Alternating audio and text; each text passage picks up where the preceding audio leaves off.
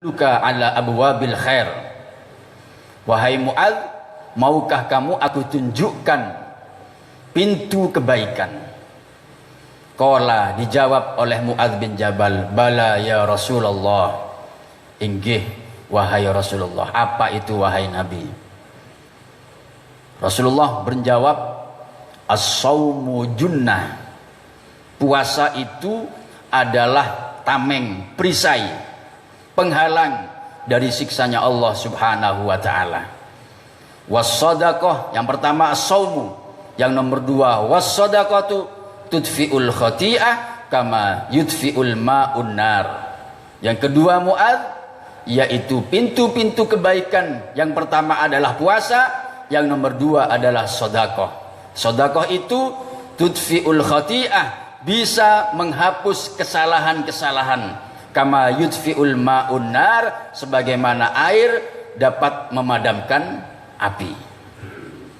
Jadi dua ini pesan Nabi kepada Mu'adz bin Jabal, bahwa dua perkara ini adalah abwabul khair, pintu-pintu berbagai macam kebaikan. Puasa yang pertama, as-saumu junnah.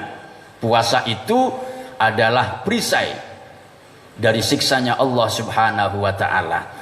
Dan puasa ini adalah ibadah yang rahasia, yang tidak ada tahu yang lain kecuali dia dengan Allah Subhanahu wa ta'ala. Kalau kita sholat, semua orang tahu, oh sholat. Kalau kita mau zakat, kita bawa beras, oh mau zakat. Kita mau bersodakoh, oh sodakoh, kelihatan. Tapi kalau puasa, lebih-lebih di bulan suci Ramadan, itu adalah ibadah yang rahasia, yang tidak ada yang tahu kecuali dia dan Allah Subhanahu wa ta'ala. Sehingga balasannya orang yang berpuasa, Allah balas dengan balasan yang sangat luar biasa lagi. Apa? Fala ujazi duna liqai. Maka balasannya tidak ada lain kecuali dia akan bertemu denganku. Bertemu dengan Allah luar biasa, Pak. Ini janji yang sangat hebat ini. Fala ujazi duna liqai. Aku tidak akan membalas kepada orang yang berpuasa di bulan suci Ramadan kecuali akan bertemu denganku. Kalau jelas bertemu dengan Allah, jelas orang ini sudah masuk surganya Allah Subhanahu wa ta'ala. Jelas sudah. Makanya orang berpuasa ini merupakan ibadah yang sangat rahasia. Kita tidak tahu bahwa orang si A ini puasa, si B puasa, tidak tahu. Karena apa? Karena tidak kelihatan bahwa dia berpuasa atau tidak. Tapi yang tahu hanya dia dengan Allah Subhanahu wa ta'ala. Pertanyaannya sekarang begini, kenapa manusia itu diwajibkan oleh Allah Subhanahu wa ta'ala untuk berpuasa? Kenapa kita ini sebagai umatnya Nabi Muhammad diwajibkan oleh Allah untuk berpuasa? Kenapa? Karena kita manusia adalah makhluk yang diciptakan oleh Allah paling mulia. Yang nomor dua, karena manusia, hanya manusia makhluk Allah yang diberi akal dan nafsu. Lainnya tidak. Malaikat Allah hanya diberi akal, tidak diberi nafsu.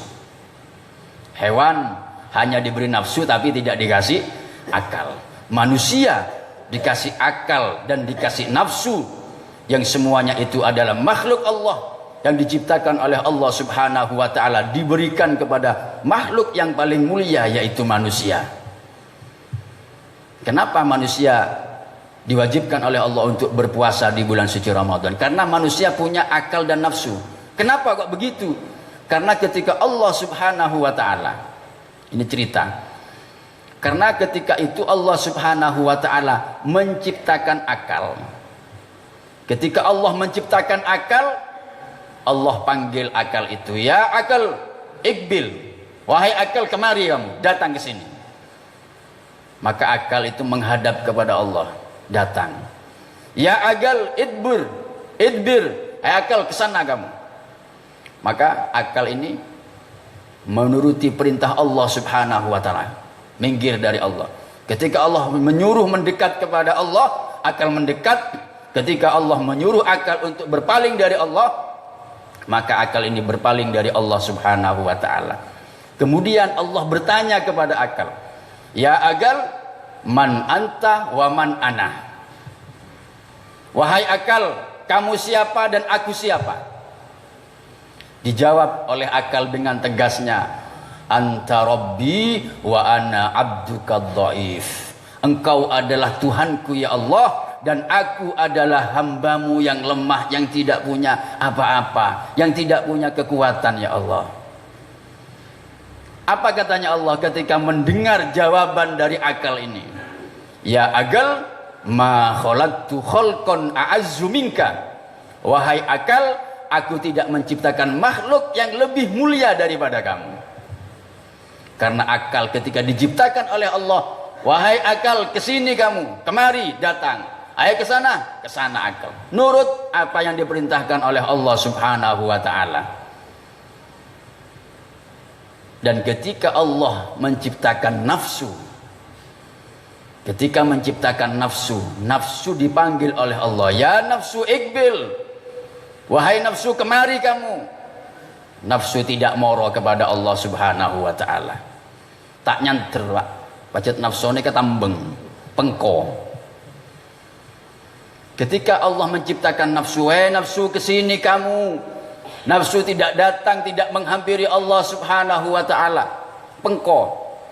Akhirnya Allah bertanya, wahai nafsu, man anta wa man ana. Wahai nafsu, siapa kamu dan siapa aku? Dijawab dengan tegas oleh nafsu, anta ana. Sampean saya. Tegas nafsu ini. Dijawab beda dengan jawaban akal. Kalau akal, anta rabbi wa ana abduka dhaif. Jawaban yang spektakuler ini dari akal ini. Engkau adalah Tuhanku dan aku adalah hamba yang lemah. Pengakuan yang luar biasa yang diberikan oleh akal kepada Allah Subhanahu wa taala. Giliran nafsu ditanya, ya nafsu, man anta wa man ana. Nafsu, sampean siapa dan aku siapa? Dijawab oleh nafsu, anta ana. Sambian nggih kula bi sebang. Ketika Allah mendengar jawaban nafsu seperti ini, Allah murka kepada nafsu sehingga nafsu disiksa oleh Allah Subhanahu wa taala di neraka jahanam selama 100 tahun. 100 tahun, Pak. Bener berak sebulan nih, 100 tahun. Disiksa oleh Allah Subhanahu wa taala 100 tahun di neraka jahanam. Setelah 100 tahun dipanggil oleh Allah, wahai nafsu, kesini kamu. Nafsu datang kepada Allah. Ayo sekarang jawab, man anta wa man ana. Nafsu, kamu siapa dan aku siapa? Setelah disiksa oleh Allah 100 tahun, nafsu menjawab, anta ana. Pakun, Pak. Pakun cepancet. Jawaban nafsu ini tetap pengko aja. Tambeng, tak doro ocak. Sampean saya. Anika mare siksa 100 tahun ya. Bukan main-main Allah menyiksa nafsu. Makanya hati-hati kita yang diberi oleh Allah akal dan nafsu.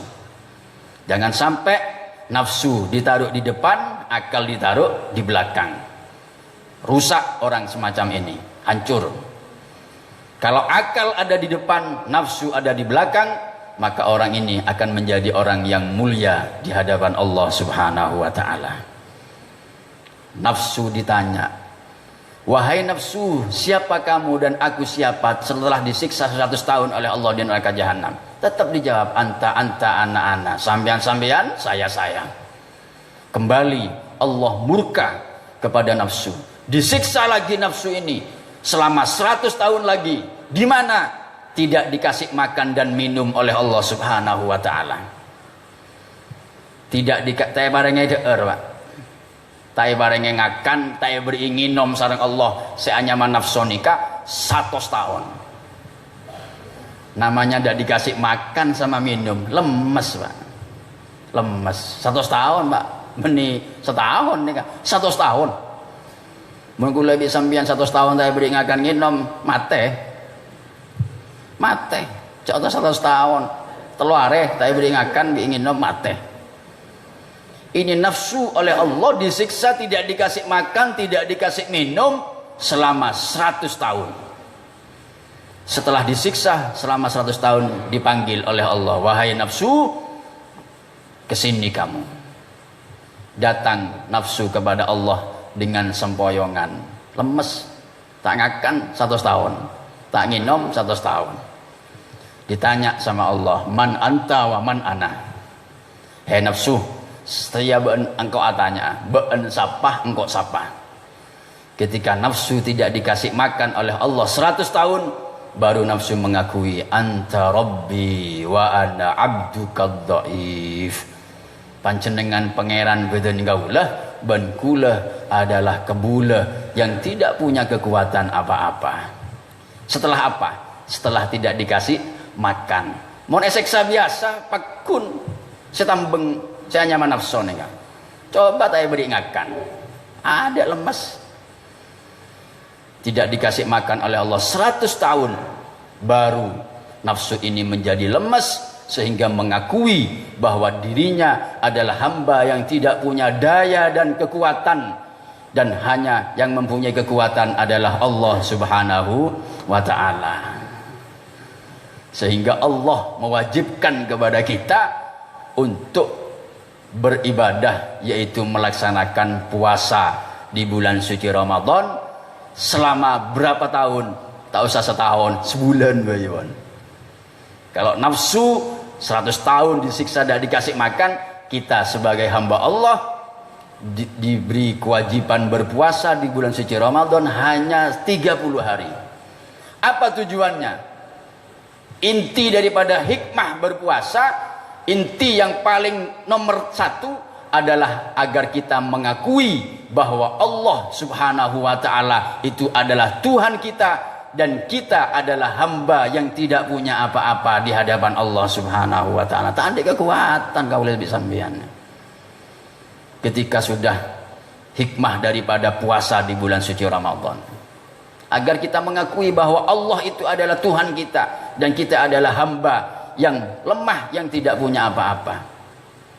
Anika puasa sebulan ki pakun pengko kadang tak ngakon aja pangeran nika adalah Allah subhanahu wa ta'ala. Coba kita tidak diperintah oleh Allah untuk berpuasa, kita penuhi perut kita, terus kita penuhi, tidak pernah lapar kita, maka yang keluar dari lisan kita bukanlah zikir kepada Allah, akan tetapi sifat takabur yang akan keluar dari lisan-lisan kita. Oh, kalau bukan saya, tidak mungkin orang itu menjadi orang yang baik. Oh, kalau bukan saya, masjid itu tidak akan selesai. Oh, kalau bukan saya, anak yatim itu tidak mungkin ada makanan. Andaikan kita tidak pernah lapar, dilaparkan oleh Allah subhanahu wa ta'ala, mau terus kenyang tabuk nika tak bakal ngakone pangeran nika pangeran. Ini sudah diperintah oleh Allah setiap tahun berpuasa, masih saja sifat congkak dan takabur itu masih keluar dari lisan kita, apalagi tidak diperintah oleh Allah untuk tidak berpuasa. Itulah nafsu yang diberikan oleh Allah kepada kita, dan akal. Dan awas, nafsu ini adalah nikmat yang sangat besar, karena dengan nafsu manusia itu bisa berkembang. Orang ini kamu andi nafsu bisa berkembang, bisa kok terode iya, itu adalah nafsu itu. Itu berkembang nafsu itu. Andaikan manusia tidak dikasih nafsu, tidak akan berkembang, ya pakun seperti itu.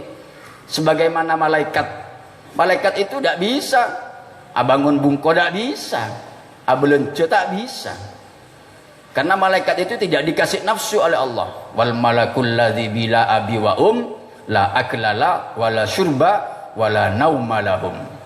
Malaikat itu tidak ada ayahnya, tidak ada ibunya, tidak minum, tidak makan, dan tidak tidur. Itu malaikat. Karena apa? Karena tidak dikasih nafsu oleh Allah subhanahu wa ta'ala. Dan kita makhluk yang paling mulia yang diciptakan oleh Allah subhanahu wa ta'ala dengan diberi akal dan nafsu.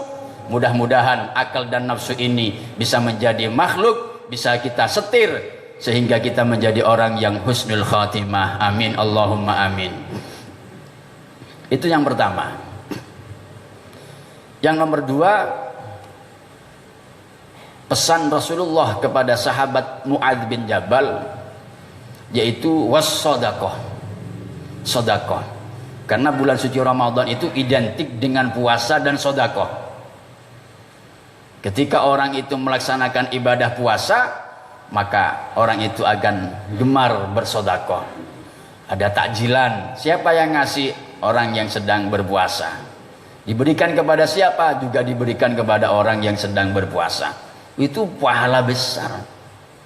Was-shadaqatu tudfi'ul khati'ah kama yudfi'ul ma'un nara.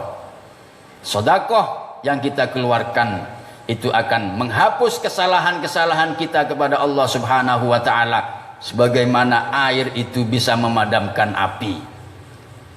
Orang yang ahli sedekah jangan diremehkan ini.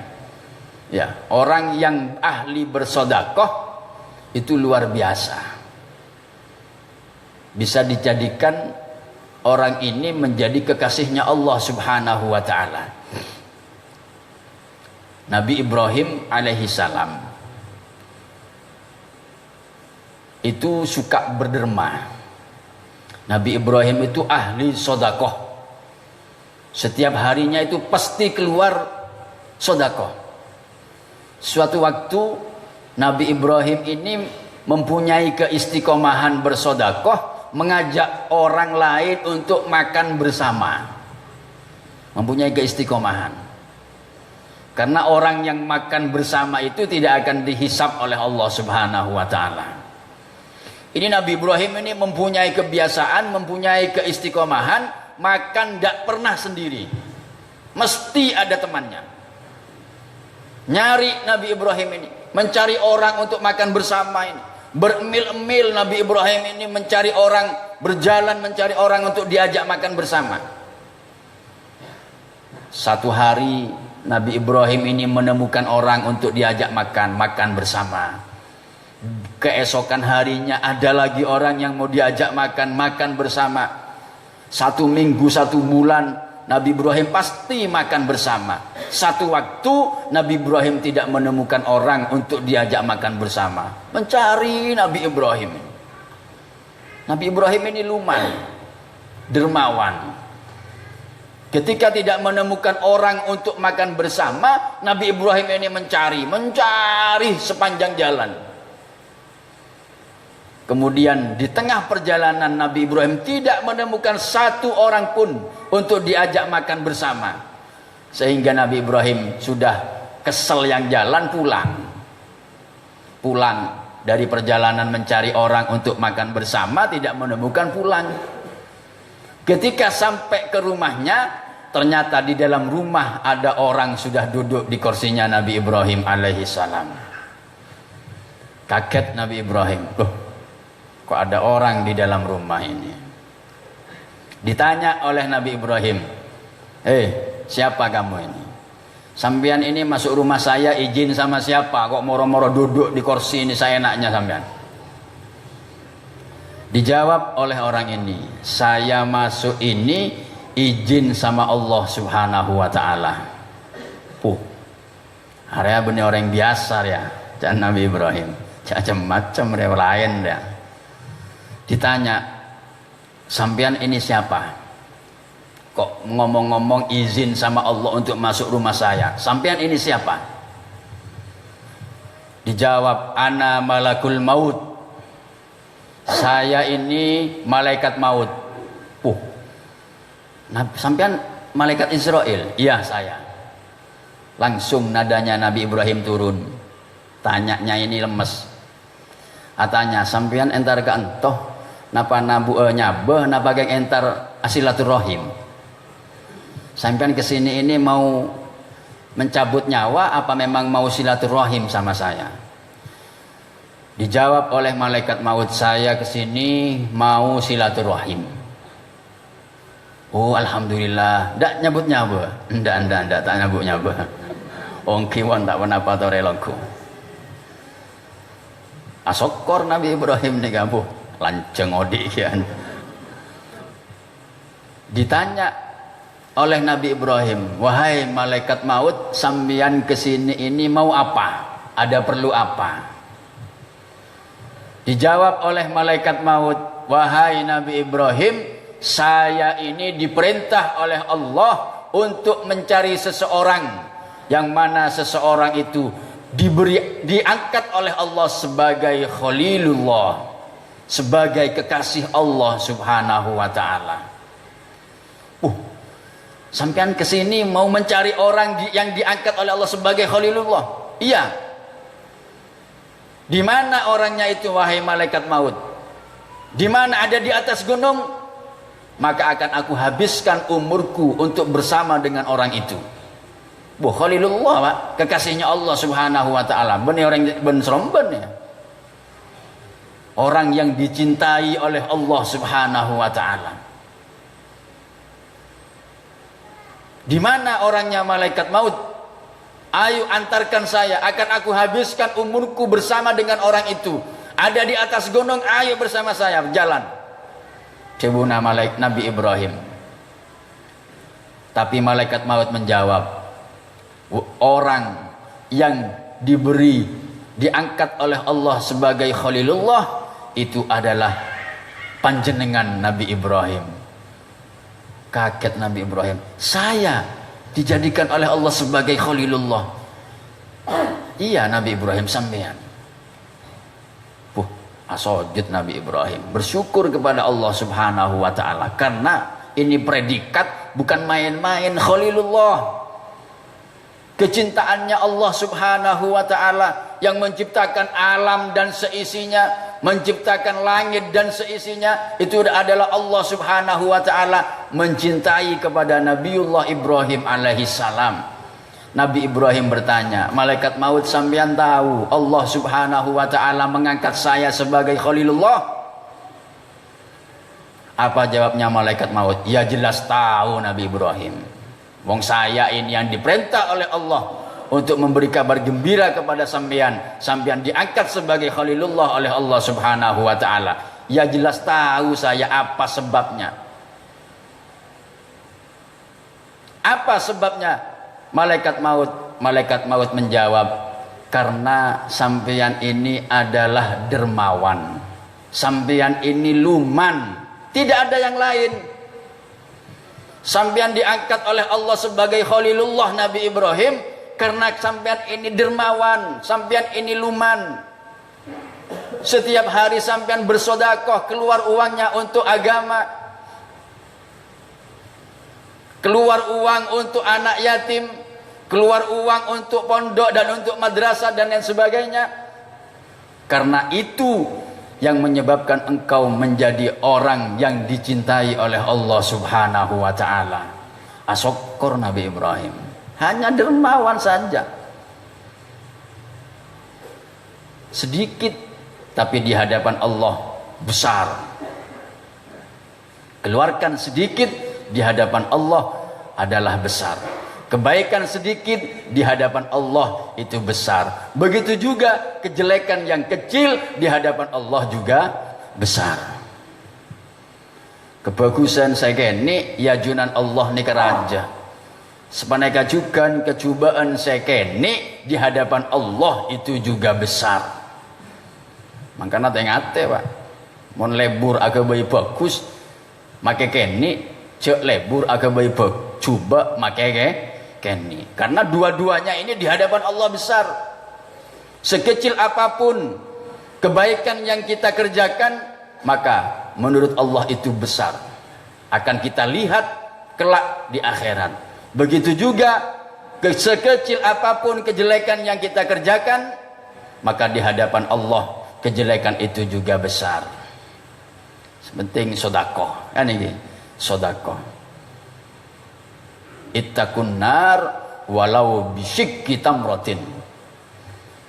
Takutlah kamu kepada neraka, katanya Rasulullah. Takutlah kamu kepada neraka walau bisyikki tamratin, sekalipun dengan separuh kurma. Bu beremper kena separuh kurma ya. Iya. Kita beli setengah kilo sudah dapat berapa kurma? Ini separuh kurma. Takutlah kamu kepada neraka walau bisyikki tamratin, sekalipun dengan separuh kurma. Artinya dengan sedikit saja kita berbuat baik, maka itu akan menyebabkan kita diselamatkan oleh Allah dari siksa neraka. Ittaqun nar walau bisyikki tamratin. Sekoni separuhnya kurma, benih setong, separuh. Faman lam yajid, kalau tidak punya kurma, fabi kalimatin thayyibah, maka dengan perkataan yang baik. Jangan sampai menyakiti orang lain, jangan sampai memberi perasaan tidak enak kepada orang lain. Kalau kamu tidak punya sedikit dari sedekah yang mau sampean keluarkan, fabi kalimatin thayyibah, maka takutlah kamu kepada neraka bi kalimatin thayyibah, dengan kalimat-kalimat yang baik. Qaulun ma'rufun khairun min shadaqatin yatba'uha adza. Ucapan yang baik itu khairun, lebih bagus daripada sedekah tapi yatba'uha adza, yang diikuti dengan kata-kata yang tidak enak. Lebih baik minta maaf. Ya, sampean ada orang mau minta sedekah, minta kelebihan rezeki Pak, ada orang mis di depan rumah sampean. Sampean ngasih 10.000, tapi sampean ngomong ndak enak. Oh, jadi ngodah. Tak minta lah kora apa jong. Jadi ngodah ki kuat ben dia. Tak minta. Tapi ngasih 10.000. Ya. Itu tidak bagus. Lebih bagus tidak mengasihi tapi keluar kata-kata yang baik. Tidak ngasih tapi keluar kata-kata yang baik. Minta maaf ya, saya hari ini belum ada yang mau saya kasihkan. Sampean besok lewat sini lagi, insya Allah sampean ke sini. Mungkin saya punya apa-apa yang mau saya kasihkan. Itu lebih bagus daripada ngasih sedekah tapi yatba'uha ada, yang diikuti oleh kata-kata yang kotor. Wah, cekik ngodah, tak minta. Cekik kuat alakoh, tak minta. Ngasih 50.000, tidak bagus itu. Ya, tidak bagus. Ngasih, tidak ngasih tapi kata-kata bagus. Apalagi ngasih dengan kata-kata yang bagus. Terima ya, sekalipun sedikit ini. Oh iya, terima kasih. Sampean mana rumahnya? Saya baru Gunung. Sudah makan? Belum. Oh, masuk dulu, dikasih makan. Itu sudah ngasih, keluar kata-kata yang bagus. Itu bisa menyelamatkan kita dari siksanya Allah Subhanahu wa ta'ala. Isa ya. Batasnya sampai apa? Isa. Iya. Isa ya. Nah, belum ya. Jadi sedekah ini sekalipun itu sedikit, ya, sekalipun itu sedikit bisa menyelamatkan kita dari siksanya Allah Subhanahu wa ta'ala. Dan pahala sedekah ini luar biasa, para hadirin. Ketika Nabi Ibrahim bangun Ka'bah, mungkin sudah pernah dengar cerita ini. Nabi Ibrahim itu membangun Ka'bah, diperintah oleh Allah. Ibrahim, bangun Ka'bah. Di mana? Ya di sini bangun sampean. Berapa lebar dan panjangnya wahai Allah? Kemudian Allah ngirim mendung, ngirim ondem. Arwah Ibrahim jeng bajeng ana ondem ruah bangun Ka'bah. Sehingga dibangun bayang-bayang daripada mendung yang dikirim oleh Allah, dibangun oleh Nabi Ibrahim, napa? Ka'bah. Ya yang sampai sekarang itu hasil daripada kiriman mendung dari Allah. Setelah Nabi Ibrahim ini selesai membangun Ka'bah, Nabi Ibrahim ini sholat sunnah setiap sudut 1000 rakaat karena bersyukur kepada Allah Subhanahu wa ta'ala. Sudut 1 1000 rakaat, sudut kedua 1000 rakaat, sudut ketiga 1000 rakaat, sudut keempat 1000 rakaat. Berapa rakaat, Pak? 4000 rakaat Nabi Ibrahim itu. Apa tujuannya Nabi Ibrahim sholat 4000 rakaat? Untuk mensyukuri karena sudah selesai membangun rumah yang diperintahkan oleh Allah Subhanahu wa ta'ala. Sampean bangun bungkona apa jeng? Hah? Sampean selesai rumahnya dibangun, salat sunnah 4.000 rakaat. Modelnya aja enggak. Ini Nabi Ibrahim bersyukur kepada Allah karena telah selesai melaksanakan perintah Allah, salat sunnah 4.000 rakaat. Apa katanya Allah Subhanahu wa taala? Qad ahsanta ya Ibrahim, Ibrahim, apa yang kamu lakukan itu sudah bagus. Sudah luar biasa bagus. Tapi luqmatun fi batni ja'i khairun min hadza. Tapi Ibrahim, satu suapan yang engkau berikan kepada orang yang kelaparan itu khairun min hadza, lebih bagus daripada salat 4.000 rakaat ini. Oh, sampean enggak kelar Pak Ibu rakaat, Pak. Nggih, kelar. Tak kelar, kula tak kelar kian ya. 4.000 rakaat bukan ibadah yang tidak ada apa-apanya. 4.000 rakaat. Tapi oleh Allah, luqmatun fi batni ja'i khairun min hada. Satu suapan Ibrahim yang engkau berikan kepada orang yang kelaparan itu khairun min hada, lebih bagus daripada salat sunnah sebanyak 4.000 rakaat. Anika bukula sampean apa oreng luqmatun, satu suapan. Kalau kita beli nasi pecel satu piring harganya 5.000 jadi 10 suapan, berarti satu suapan berapa harganya? 500 rupiah. Kita berikan kepada orang yang kelaparan, itu khairun min hada, lebih bagus daripada salat sunnah sebanyak 4.000 rakaat. Apalagi yang kita berikan adalah orang yang sedang melaksanakan ibadah puasa kepada Allah Subhanahu wa taala. Siap puasa yang lapar ketika berbuka puasa, kita kasih kurma, kita kasih kuah orang itu di rumahnya. Luar biasa. Yang diceritakan orang yang melaksanakan buka puasa antara Allah dan orang itu tidak ada hijab. Artinya doanya diterima oleh Allah Subhanahu wa taala. Ketika Nabi Musa alaihissalam bermunajat kepada Allah, hal akramta ahadan mithla ma akramtani haitsu asma'tani kalamak. Wahai Allah, apakah ada orang yang engkau muliakan seperti engkau memuliakan aku ketika engkau memperdengarkan kalammu kepadaku? Dijawab oleh Allah, innali ibadan ukhrijuhum fi akhir zaman fa ukrimuhum bi syahri Ramadan. Ada Nabi Musa, orang yang aku muliakan daripada engkau ada. Siapa? Aku mempunyai hamba ukhrijuhum fi akhir zaman, yang aku keluarkan hamba-hamba itu di akhir zaman. Fa ukrimuhum bi syahri Ramadan, aku muliakan hamba-hambaku itu dengan bulan suci Ramadan.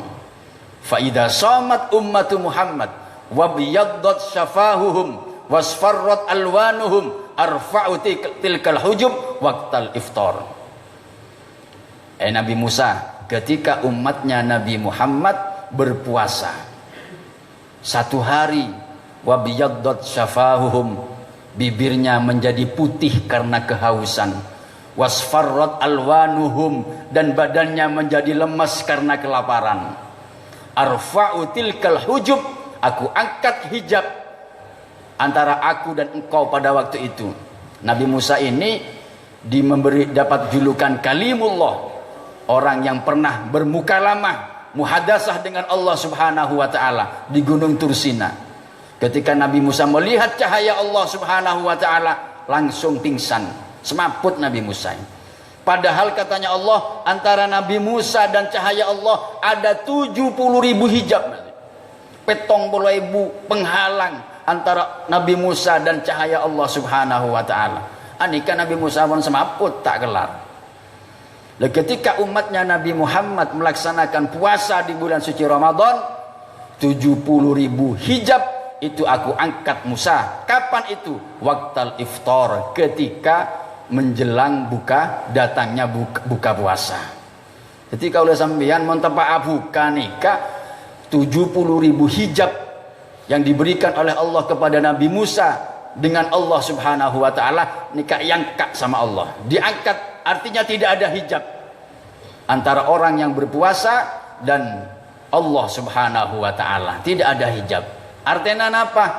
Orang yang berpuasa doanya mustajabah. Ketika berbuka puasa ini doanya mustajabah. Maka Gusti Kanjeng Nabi nikah ngajari ka kaula sampeyan, ketika datang waktunya buka puasa membaca apa? Asyhadu an la ilaha illallah astaghfirullah nas'alukal jannata wa na'udzubika minan nar Allahumma innaka afuwun tuhibbul afwa fa'fu anna ya karim asyhadu an la, itu yang dibaca. Sholawat, assalatu wassalamu alaik, sampean di keluargana asyhadu an la ilaha, boh bini ku lagi aku ring tempe baca bareng-bareng, baca bersama-sama. Itu karena doa hamba yang sedang melaksanakan ibadah puasa antara Allah dan dia tidak ada penghalang, doanya diterima oleh Allah Subhanahu wa taala. Asyhadu an la ilaha illallah astaghfirullah nas'alukal jannata, ya Allah aku minta surga kepada Engkau. Wa na'udzubika minan nar, dan ya Allah aku minta jauhkan diri kami dan keluarga kami dari neraka jahanam. Namun kelem adu wasaneka antara Allah dan orang itu tidak ada hijab, doanya pasti diterima oleh Allah Subhanahu wa taala. Allahumma innaka afuwun tuhibbul afwa fa'fu anna ya karim. Sampai kapan? Sampai adzan. Baca itu yang banyak. Allah asyhadu an la ilaha illallah. Siap mengamalkan ini dengan keluarga. Anak yang puasa panggil, ayo duduk sini. Sholawat sudah berkumandang. Baca asyhadu an la ilaha illallah astaghfirullah nas'alukal jannata wa na'udzubika minan nar Allahumma innaka afuwun tuhibbul afwa fa'fu anna ya karim asyhadu an la ilaha illallah astaghfirullah nas'alukal jannata wa na'udzubika minan nar Allahumma innaka afuwun tuhibbul afwa fa'fu anna ya karim. Dibaca sama keluarga, karena doa ini doa yang diajarkan oleh baginda Nabi besar Muhammad sallallahu alaihi wasallam. Saya rasa ini yang dapat kami sampaikan, kurang dan lebihnya mohon maaf.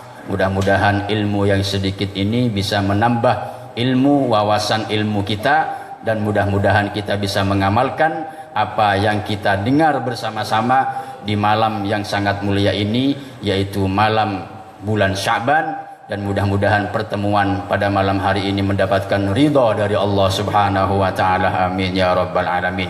Subhanakallahumma wa bihamdik asyhadu an la ilaha illa anta astaghfiruka wa atubu ilaik. Wa hadza minni al-'afwa minkum. Assalamu alaikum warahmatullahi wabarakatuh. Diumumkan kembali pengajian malam Rebu selama bulan Ramadan dipindah pada Rebu sore. Pengajian malam Rebu selama bulan Ramadan dipindah hari Rebu sore jam 3:30 pengajian dimulai. Al-Fatihah. Ada